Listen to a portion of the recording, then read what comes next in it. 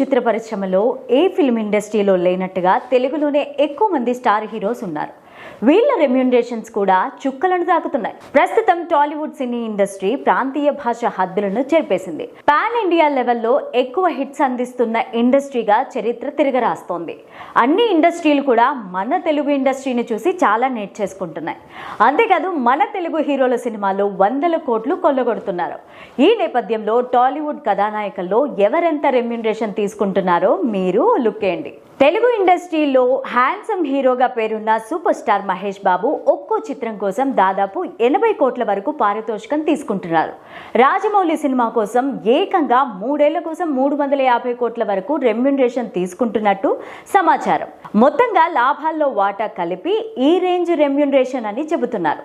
ఇక అల్లు అర్జున్ పుష్ప మూవీ తర్వాత తన రేంజ్ బాగా పెరిగిపోయింది.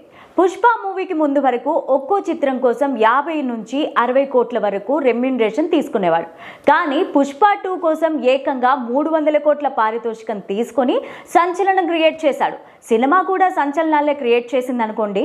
మన దేశంలో ఇప్పటి వరకు ఇదే అత్యధిక రెమ్యూనరేషన్ అని చెప్పాలి. రాబోయే అట్లీ, త్రివిక్రమ్ మూవీల కోసం ఈ రేంజ్లోనే పారితోషికం అందుకోబోతున్నట్టు సమాచారం అందుతోంది.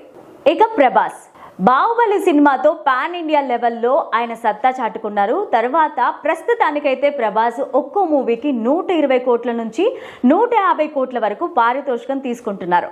ఇక స్పిరిట్ మూవీ కోసం భారీగా తీసుకోబోతున్నట్టు సమాచారం అందుతోంది. ఆ మూవీ కనుక హిట్ అయితే మరో రేంజ్కి పారితోషికం వెళ్లే ఛాన్సెస్ ఉన్నాయి.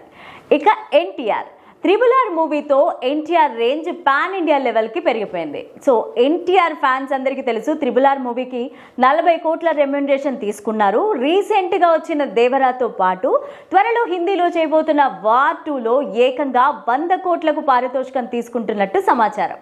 రామ్ చరణ్ నాన్న లెగసీని, బాబాయ్ కసిని తన మూవీలో తన యాక్టింగ్లో చూడొచ్చు. అలాగే RRR మూవీతో రామ్ చరణ్ గ్లోబల్ స్టార్గా తన పేరు తెచ్చుకున్నారు. తాజాగా పెద్ద సినిమా కోసం ఏకంగా 90 కోట్ల నుంచి 100 కోట్ల వరకు పారితోషికం తీసుకుంటున్నట్టు వార్తలు వస్తున్నాయి. పవర్ స్టార్ పవన్ కళ్యాణ్ ప్రస్తుతం ఏపీ డిప్యూటీ సీఎంగా హీరోగా 2 వైపులా 2 పడవల మీద తమ బాధ్యతలు నిర్వర్తిస్తూ ఉన్నారు. ఇక ఆయన ఒక్కో చిత్రానికి దాదాపు 50 కోట్ల నుంచి 60 కోట్ల రేంజ్లో పారితోషికం తీసుకుంటున్నారు. విజయ్ దేవరకొండ అర్జున్ రెడ్డి తర్వాత విజయ్ దేవరకొండ ఓ రేంజ్కి వెళ్ళిపోయారు. విజయ్ దేవరకొండ వరుస ఫ్లాపులున్నా సరే ఆయన ఒక్కో మూవీకి 15 కోట్లు తీసుకుంటున్నట్టు సమాచారం.